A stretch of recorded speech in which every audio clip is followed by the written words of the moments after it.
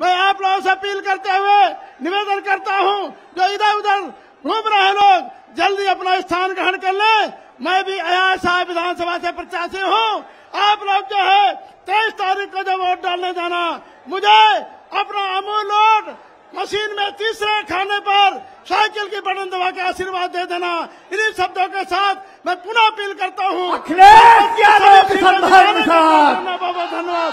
जय हिंद जय श्री अखिलेश यादव के सम्मान के साथ जिंदाबाद जिंदाबाद अखिलेश यादव जिंदाबाद जिंदाबाद जिंदाबाद जिंदाबाद जिंदाबाद जिंदाबाद अखिलेश यादव जिंदाबाद जिंदाबाद जिंदाबाद धरती पुत्र मुलायम सिंह जिंदाबाद धरती पुत्र मुलायम सिंह जिंदाबाद जिंदाबाद अखिलेश यादव जिंदाबाद जिंदाबाद जिंदाबाद जय जय जय जय जय अखिलेश जय अखिलेश जय अखिलेश जय अखिलेश समाजवादी पार्टी जिंदाबाद जिंदाबाद जिंदाबाद अखिलेश यादव जिंदाबाद जिंदाबाद जिंदाबाद। समाजवादी पार्टी जिंदाबाद अखिलेश यादव जिंदाबाद जिंदाबाद जिंदाबाद जिंदाबाद। अखिलेश यादव जिंदाबाद जिंदाबाद जिंदाबाद। दिसंबर प्रसाद निषाद जिंदाबाद अखिलेश यादव जिंदाबाद जिंदाबाद जिंदाबाद जिंदाबाद। अखिलेश यादव जिंदाबाद जिंदाबाद राम समाजवादी पार्टी जिंदाबाद जिंदाबाद। समाजवादी पार्टी समाजवादी पार्टी जिंदाबाद जिंदाबाद जिंदाबाद अखिलेश यादव जिंदाबाद अखिलेश यादव जिंदाबाद अखिलेश यादव जिंदाबाद जिंदाबाद जिंदाबाद। अखिलेश यादव जिंदाबाद जिंदाबाद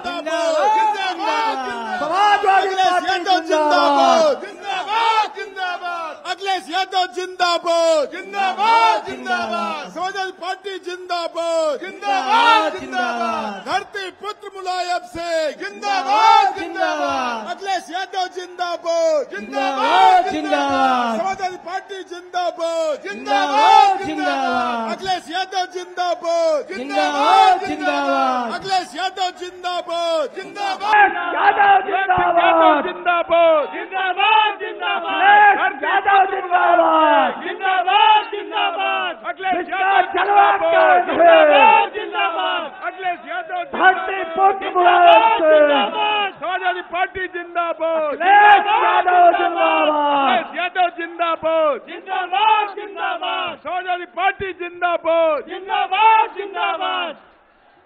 मित्रों जोर से नारा लगाइए। अखिलेश यादव जिंदाबाद, मुलायम सिंह यादव जिंदाबाद, अखिलेश यादव जिंदाबाद।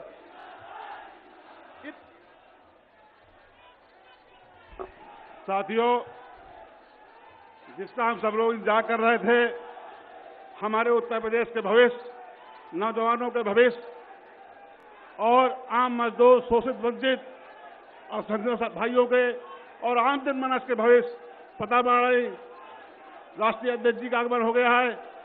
और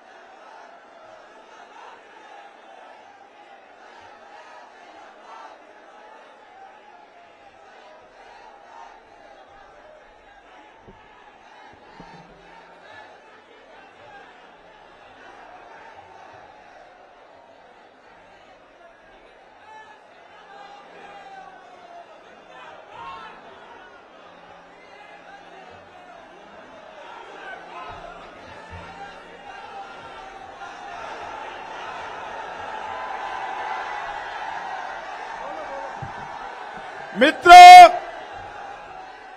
आप सबके बीच में समाजवादी पार्टी के समाजवादी विजय रथ, क्योंकि समय नहीं मिला और समय मिला होता तो समाजवादी विजय रथ से आपके बीच में आने का मौका मिलता। लेकिन जो खबरें मिल रही हैं, फतेहपुर की जनता ने समाजवादियों को विजय करने का फैसला ले लिया है। ये समीकरण, ये जो समाजवादियों ने समीकरण बनाया है, आज हर वर्ग के लोग और खासकर किसान समाजवादियों की ओर देख रहा है। कोई वर्ग नहीं बचा जो आज समाजवादियों की मदद करना न चाहता हो। आज हर वर्ग के लोग मदद करने के लिए आगे आ गए हैं। इसलिए मैं कह सकता हूं, जो लोग कहते थे, आपने उनका सुना होगा कि गर्मी निकाल देंगे। आपने सुना कि नहीं सुना? लोग कहते थे गर्मी निकाल देंगे, लेकिन जब से पहले चरण का वोट पड़ा है, उनके कार्यकर्ता नेता ठंडे पड़ गए हैं और दूसरे चरण का वोट जो पड़ा है, उससे भारतीय जनता पार्टी के नेता कार्यकर्ता सुन्न पड़ गए हैं। और जिस समय इस चरण में वोट पड़ेगा, भारतीय जनता पार्टी के लोग शून्य हो जाएंगे।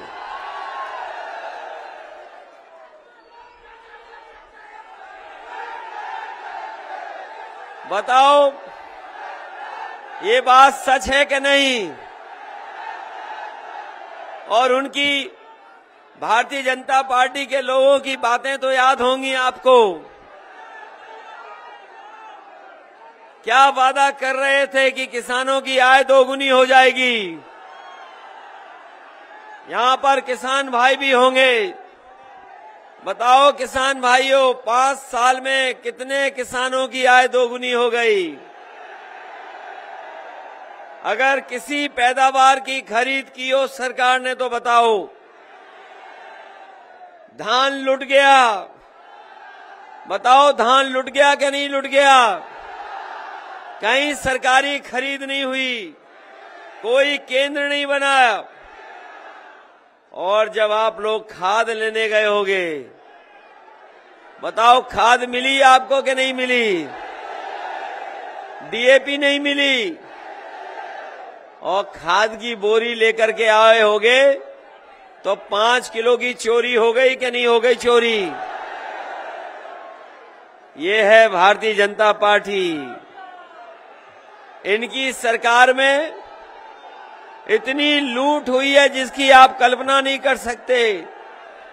कहने को तो ये डबल इंजन सरकार है, लेकिन डबल इंजन की सरकार में एक ही चीज डबल हुई है, वो है भ्रष्टाचार।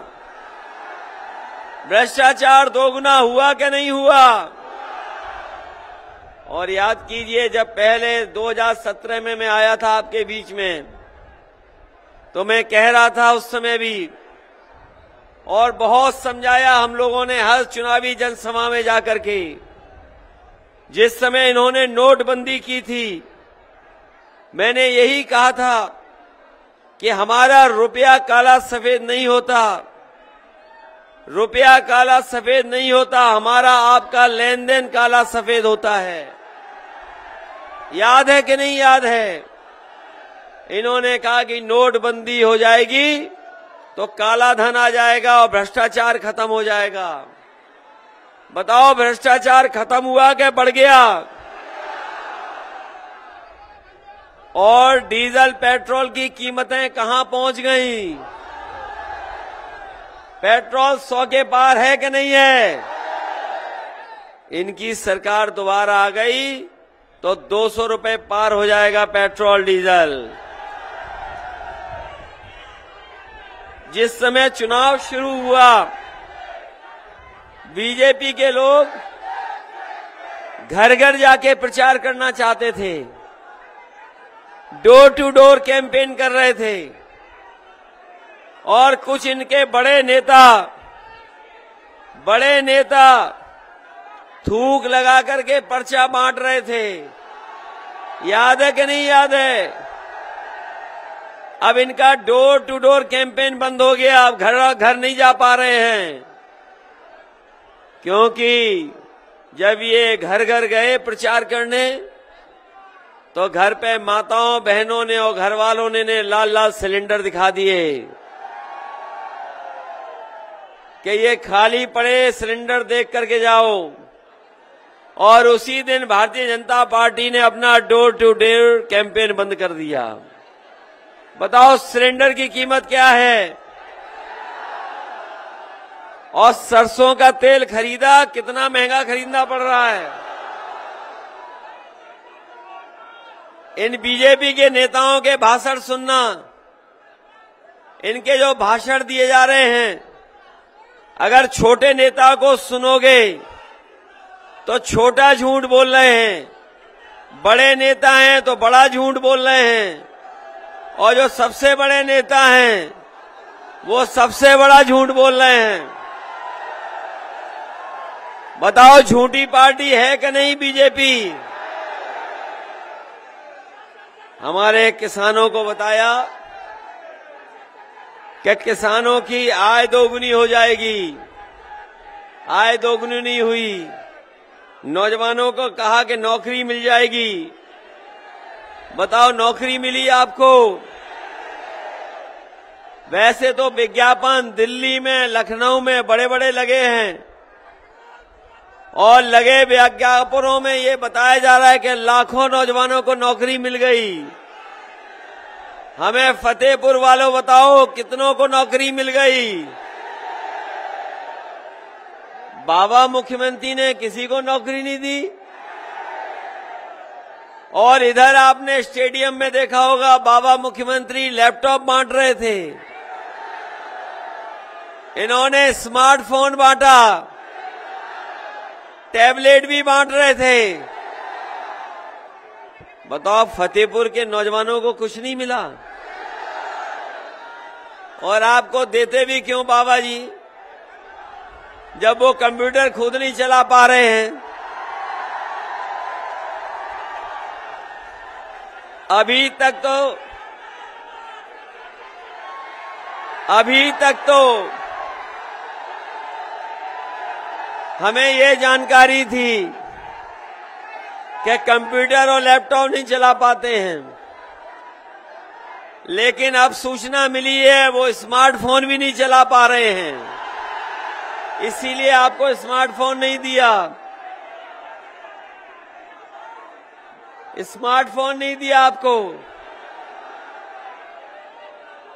और अगर समाजवादियों ने जब दिया था, जिस समय समाजवादियों ने दिया था लैपटॉप, और जिसके घर में भी होगा वो आज भी चल रहा होगा, आज भी बंद नहीं हुआ होगा। इसलिए हम आपसे अपील करने आए, निवेदन करने आए हैं। ये बीजेपी के लोग हमारे बाबा साहब का दिया हुआ संविधान, उसको भी खत्म करना चाहते हैं। जहां ये संविधान को खत्म करना चाहते हैं, वहीं ये चुनाव लोकतंत्र को बचाने का भी है। और मैं समझता हूं फतेहपुर के लोगों ने वो कहावत तो सुनी होगी, एक बहुत पुरानी कहावत सुनी होगी फतेहपुर के लोगों ने, न रहेगा बांस और न बजेगी बांसुरी। ये सुना है कि नहीं सुना है?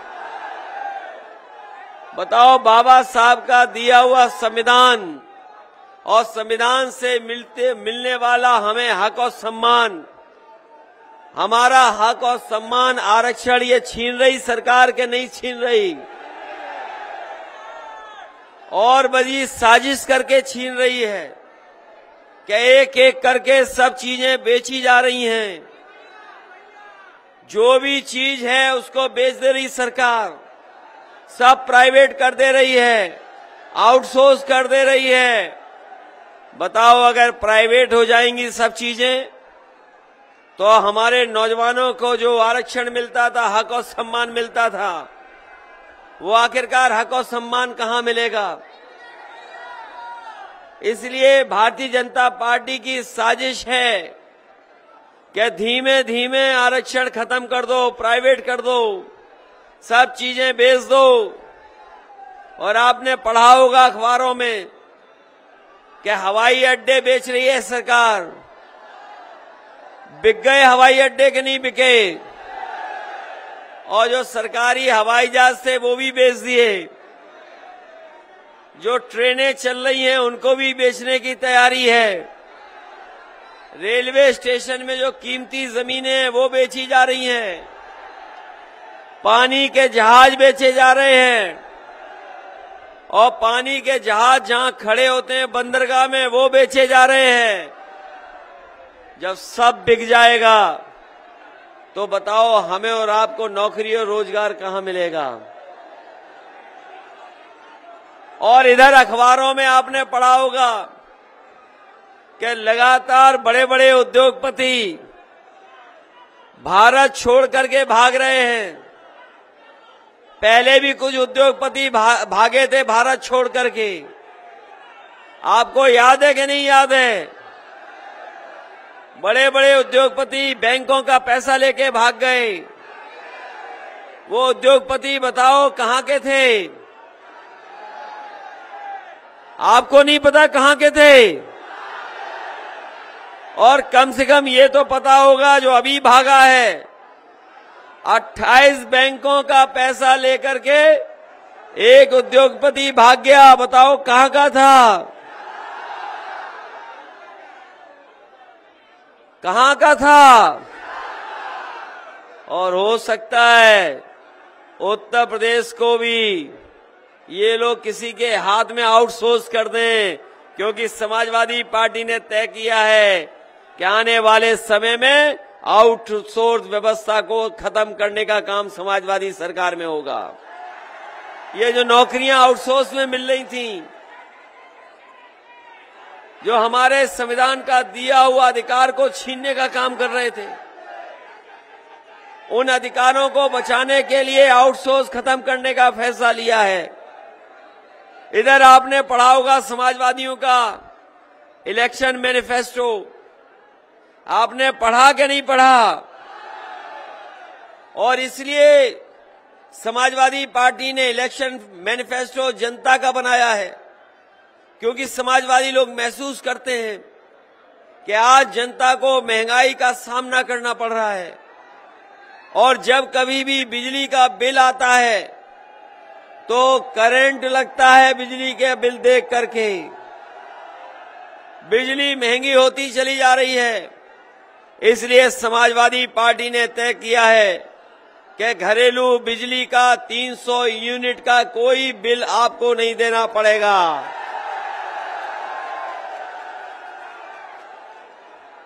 $300 यूनिट फ्री होंगी। साथ ही साथ हमारे किसानों की सिंचाई का कोई भी बिल नहीं देना पड़ेगा, माफ होगा। ये घबराओ नहीं, ये पहले चरण की लहर है। अरे पहले चरण की लहर है, जो दूसरे में और तेज हो गई। फतेहपुर आते आते और तेज हो गई है। ये लहर समाजवादियों की है।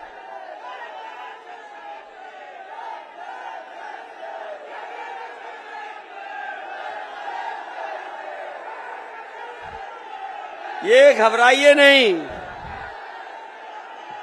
ये समाजवादियों की लहर है।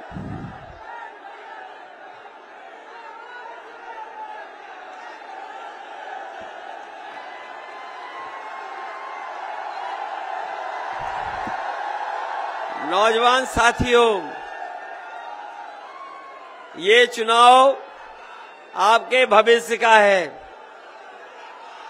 जहां आपको अपने भविष्य को बनाना है, उसका भी चुनाव है। और उत्तर प्रदेश की बदहाली को बचा करके खुशहाली पर ले जाने का चुनाव है। ये जो भेदभाव की राजनीति कर रहे हैं, ये जो ऊंच नीच की राजनीति कर रहे हैं, जो लोग धोखा दे करके, साजिश कर करके, षड्यंत्र कर करके हमारा आपका वोट ले रहे हैं, ये जो नफरत की राजनीति कर रहे हैं, ये लोग जो बांट करके राजनीति कर रहे हैं, इनको सबक सिखाने का है चुनाव। मुझे याद है कि यही फतेहपुर, जहां पर भारतीय जनता पार्टी ने न जाने कैसे कैसे नारे दिए थे और ये भरोसा दिलाया था कि उनकी सरकार बनेगी तो न जाने क्या क्या विकास होगा। आज बताओ, विकास में कहां छूट गया फतेहपुर? और एक बार नहीं, 2014, 17, 19 का समर्थन दिया। समर्थन देने के बाद इनकी बहुमत की सरकारें बनी हैं। आपने 14 में भी जिताया, 17 में भी जिताया, 19 में भी जिताया। बताओ फतेहपुर की जनता को क्या मिला? फतेहपुर की जनता के साथ धोखा हुआ। और हमारे ये राज्यसभा में सांसद है विशंबर निषाद जी, ये जानते होंगे, आएंगे भारतीय जनता पार्टी सीधा सीधा आईएएस और बड़े बड़े पदों पर बैठा देंगे। ये धोखा हो रहा है। ये भारतीय जनता पार्टी के लोग बड़े पिछड़ों की बात करने वाले लोग हैं। ये बताएं, देश में और खासकर उत्तर प्रदेश में इन्होंने कितने वायदा है, ये मिल जाएगा, लेकिन रोजगार नौकरी इनको नहीं मिली। ये हमारे बीएड बीटीसी वाले दिखाई दे रहे हैं। ये पिछले कई वर्षों से आंदोलन, धरना, प्रदर्शन कर रहे हैं, इनकी कोई सुनवाई नहीं हुई है।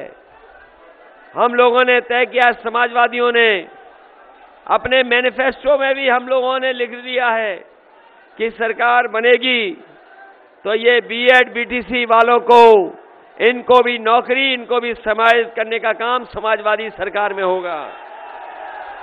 बताओ बीएड बीटीसी वालों, आपने घोषणा पत्र पढ़ लिया कि नहीं पढ़ लिया? है शामिल कि नहीं शामिल? आपको शामिल कर दिया कि नहीं? न केवल आपको शामिल किया है, बल्कि 69,000 जो नौजवान थे जिन्होंने लगातार संघर्ष किया, इस सरकार ने समय समय पर उन्हें अपमानित किया, लाठी मारी, जेल भेजा, लेकिन उसके बावजूद भी नौजवान हटे नहीं, उनको मदद नहीं की किसी ने। समाजवादी पार्टी ने तय किया है सरकार बनने पर 69,000 नौजवानों के साथ जो आरक्षण में खिलवाड़ हुई है, उनकी भी मदद करने का काम समाजवादी लोग करेंगे। शिक्षा में से मदद करे कारोबार की, उस दिशा में फैसले लेंगे। और जब से समाजवादियों को समर्थन मिला है, हमारे बाबा मुख्यमंत्री के होश उड़ गए हैं। जब से समर्थन मिलना शुरू हुआ है, हमारे बाबा मुख्यमंत्री को समझ में नहीं आ रहा है। और जिसने भी उनका चेहरा देखा होगा, वो चेहरा देख के बता सकते हैं कि उनकी शक्ल पे 12 बज गया है। बताओ, बाबा मुख्यमंत्री के चेहरे पर 12 बज गया कि नहीं बज गया? जो लोग गर्मी निकालने की बात कर रहे थे, हम उन्हें कहना चाहते हैं, समाजवादी सरकार बनेगी तो चाहे फौज में और पुलिस में नौकरी निकालनी पड़े, तो नौजवानों के भविष्य को बेहतर बनाने के लिए नौकरी निकालने का काम होगा।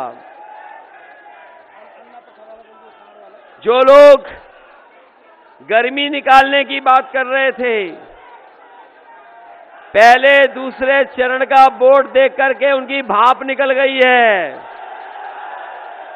ठंडे पड़ गए हैं। इधर भारतीय जनता पार्टी ने अन्ना पशुओं के लिए बड़ी बड़ी योजना चलाई, गौशाला के लिए बड़ी योजना चलाई, लेकिन जिस तरीके से किसानों को रात रात खेत की रखवाली करनी पड़ रही है, बहुत से किसानों की जान चली गई, बहुत से किसान अपनी पैदावार को, खेतों को नहीं बचा पाए, अन्ना पशुओं ने नुकसान कर दिया, हजारों करोड़ इस सरकार ने खर्च किए, लेकिन ये सरकार अन्ना पशुओं की समस्या का समाधान नहीं कर पाई। समाजवादी पार्टी ने तय किया है कि आने वाले समय में अगर गौशाला को सुधारना पड़ेगा तो सुधारेंगे, अगर योजना ला करके ठीक कर सकेंगे ठीक करेंगे, और अगर मदद करनी पड़ेगी किसानों की नुकसान की, उसकी भी भरपाई करने का काम समाजवादी सरकार में होगा। बताओ साथियों,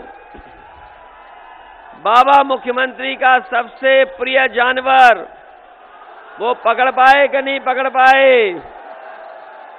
वो सड़कों पे घूम रहा है कि नहीं घूम रहा है? हम अखबारों में पढ़ते हैं बहुत सारे लोगों की जान गई है, कई लोगों को मारा है। अगर ऐसी घटना कहीं होती है तो समाजवादी पार्टी उन परिवारों की मदद करने का काम करेगी और 5 लाख उन परिवारों को देने का काम होगा। ये शहर बनने को तो शहर बन गया है, लेकिन यहां सीवर नहीं है, यहां सीवर नहीं है। मुझे याद है जब समाजवादी सरकार थी तो उस समय प्रस्ताव देने का काम हुआ था, लेकिन इस सरकार ने आगे नहीं बढ़ाया। हमारा ये फतेहपुर में सीवर का कोई इंतजाम नहीं है। हम आपको भरोसा दिला के जा रहे हैं कि समाजवादी सरकार बनेगी तो यहां पर सीवर लगने का इंतजाम और आपको बाढ़ से और पानी भरने का जो जल भराव होता है उस समस्या का समाधान करेंगे। वहीं यहां का बहुत ही पुराना कारोबार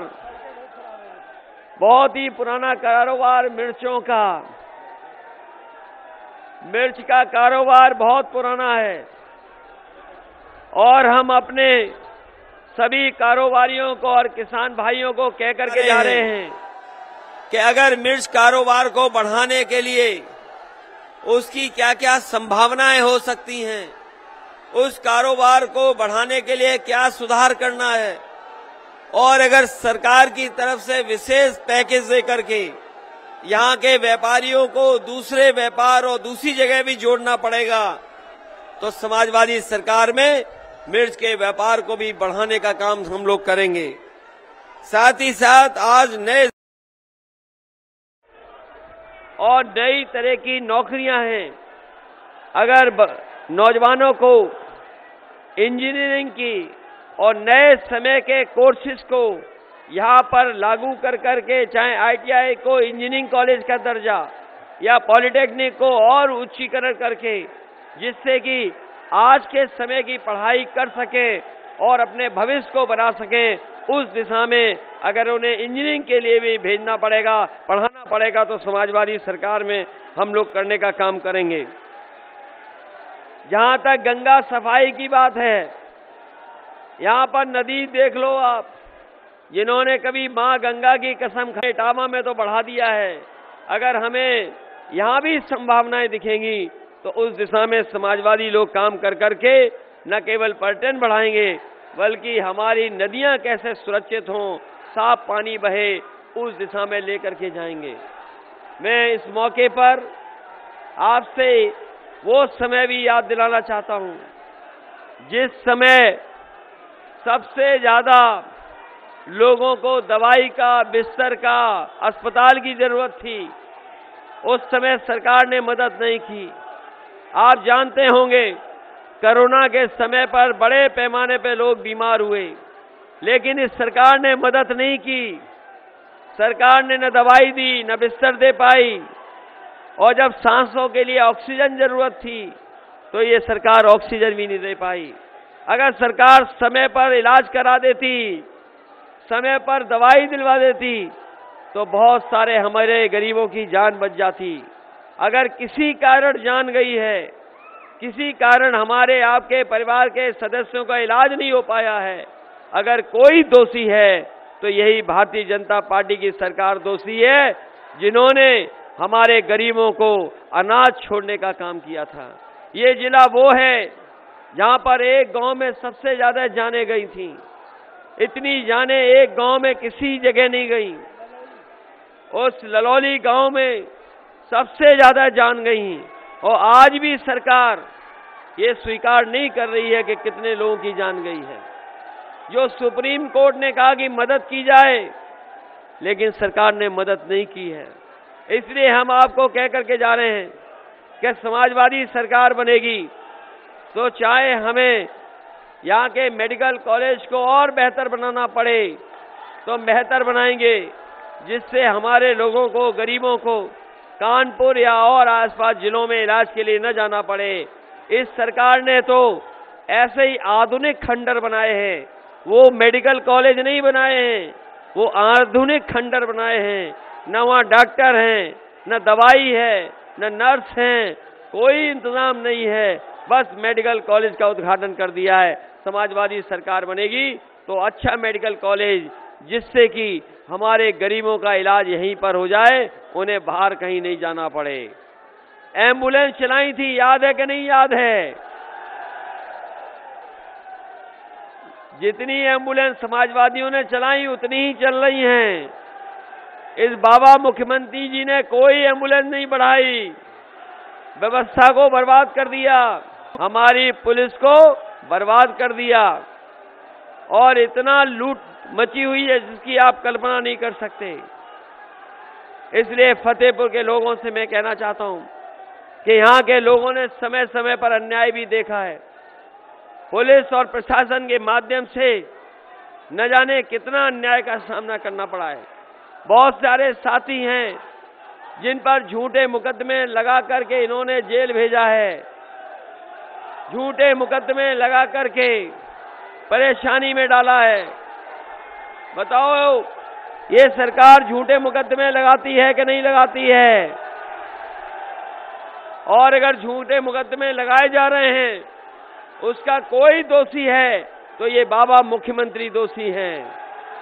हम आपको भरोसा दिला के जा रहे हैं, जिन पर भी झूठे मुकदमे लगे हैं, समाजवादी सरकार बनेगी तो उन मुकदमों को हटा करके उनका सम्मान देने का काम समाजवादी लोग करेंगे।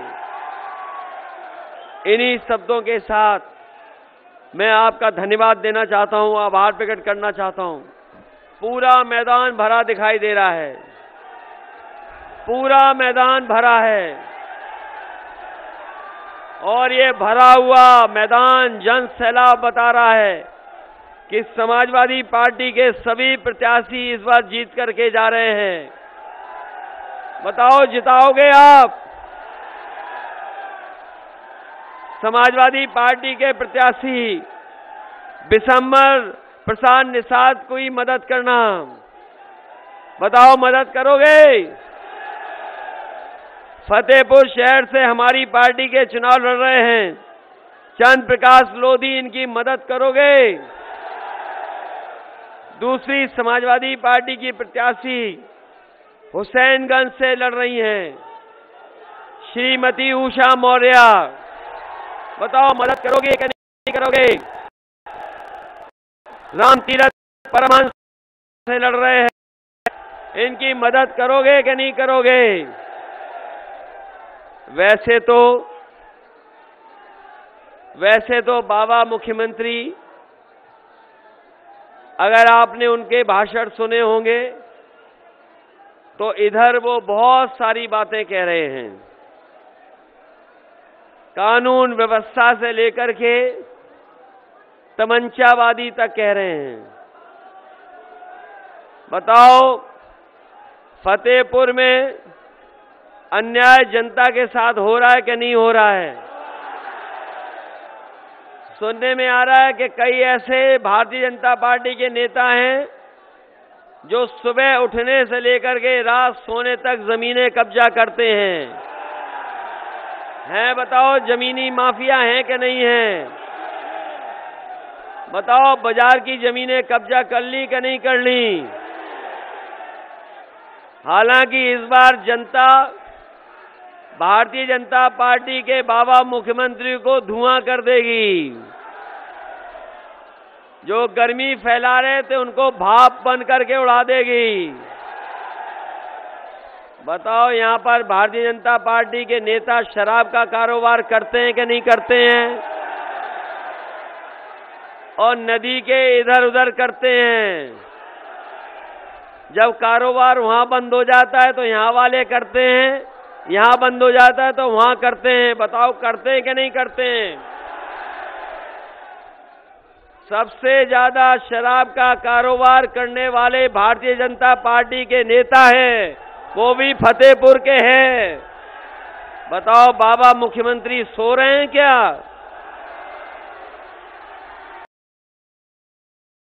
हो गए हैं उन्हें जगाने के लिए। बताओ, चिलम वाले लोगों को हटाओगे कि नहीं हटाओगे? और मैं अपने फतेहपुर के लोगों को भरोसा दिला के जा रहा हूं, ये बीजेपी के लोग कभी जाति जनगणना नहीं कराना चाहते हैं।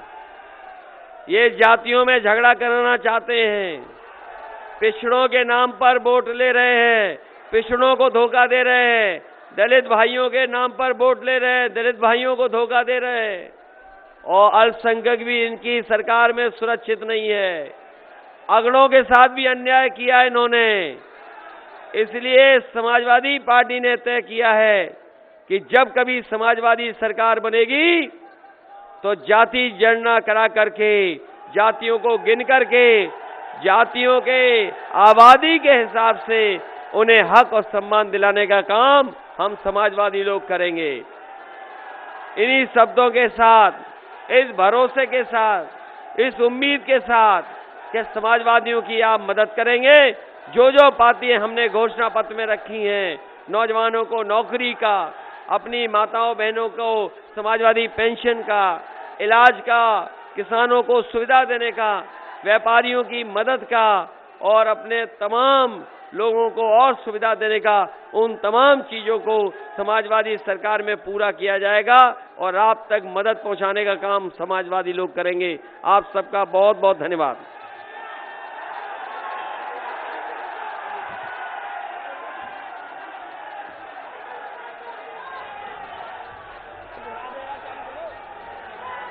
हेलो अखिलेश यादव जिंदाबाद। अखिलेश